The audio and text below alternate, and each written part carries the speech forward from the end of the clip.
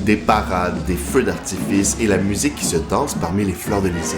La Fête nationale du Québec a une longue histoire qui, au fil du temps, devient un symbole de l'identité et de la fierté québécoise. Autrefois appelée la Saint-Jean-Baptiste, la Fête nationale du Québec tire ses origines des célébrations du solstice d'été, où, en Europe, on allumait des feux pour célébrer la lumière. Nous parlons d'une tradition millénaire. Avec l'avènement du christianisme, la célébration est reprise par l'Église catholique. Le Vatican y associe la figure du cousin de Jésus, Jean le Baptiste. La Saint-Jean est donc fêtée à plusieurs endroits en France, dont à Paris, la Normandie et le Poitou, dont sont originaires plusieurs colons qui s'installent en Nouvelle-France. Ce serait vers les années 1630-1640 que la tradition d'allumer des feux pour l'occasion de la Saint-Jean arrive en Nouvelle-France. Dans le recueil de textes Relations des Jésuites, le missionnaire Jérôme Lallemand affirme qu'en présence du gouverneur, un feu de la Saint-Jean est allumé le 23 juin, soit la veille de la Saint-Jean. Cette pratique d'allumer un feu la veille de la fête se généralise. Souvent, le curé de la paroisse bénit un grand bûcher qui est ensuite allumé par un membre du gouvernement. En 1834, Lodger Duvernay, patriote et fondateur de la Société Saint-Jean-Baptiste, fait de la Saint-Jean une fête patriotique. À partir de ce moment, la fête traditionnelle française et religieuse devient une fête qui se veut rassembleuse. Faisons un petit bond en avant jusque dans les années 60. Le 24 juin 1968, jour de fête, mais aussi veille d'élection fédérale, sous fond de tension avec la montée de l'idée d'indépendance du Québec. L'indépendantiste Pierre Bourgault apprend que Pierre-Éliott Trudeau sera présent à Montréal pour la Saint-Jean-Baptiste. Trudeau étant le premier ministre intérimaire du Canada qui tente d'être élu au suffrage universel le lendemain de la fête. Pierre Bourgault s'empresse de mobiliser les militants souverainistes pour une manifestation. Le 24 juin, la manifestation dérape et des objets sont lancés dans la direction de Trudeau. La police intervient. Ce triste événement est connu comme étant le lundi de la matraque. Plusieurs vont tenir Pierre Bourgault responsable des dérapages. Le 25 juin, Pierre-Éliott Trudeau est élu à la tête d'un gouvernement majoritaire.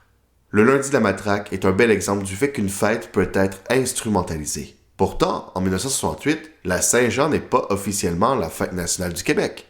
En 1975, Lise Payette organise des festivités qui s'étalent sur 5 jours. À vous, gens de mon pays, je souhaite la bienvenue à ce grand rendez-vous de la fête nationale des Québécois. C'est plus d'1 million de Québécois qui participent aux événements. Le Mont-Royal accueille 3 grandes têtes d'affiche.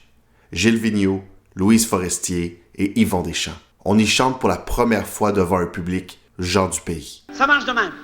Gens du pays, c'est votre tour de vous laisser parler d'amour.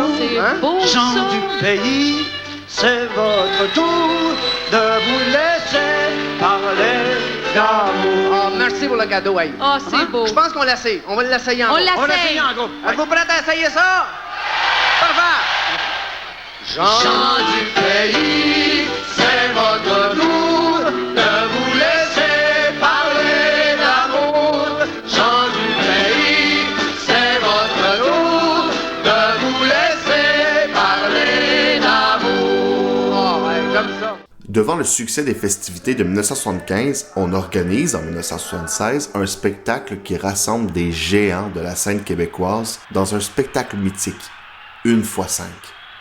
On peut y entendre chanter Charlebois, Deschamps, Ferland, Léveillé et Vigneault.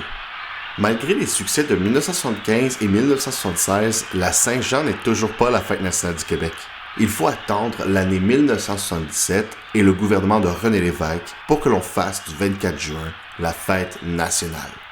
Dans les années 2000, les organisateurs de la Saint-Jean veulent enlever l'aspect politique à la fête nationale.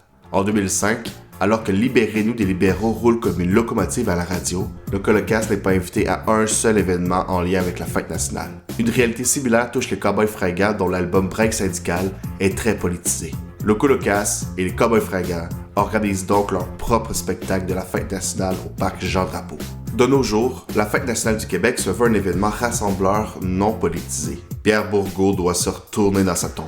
C'est un moment pour entretenir notre lien d'appartenance envers le Québec et de se rappeler de notre héritage tout en étant apolitique. C'est un joli exercice d'équilibrisme auquel de nombreux pays tentent d'arriver.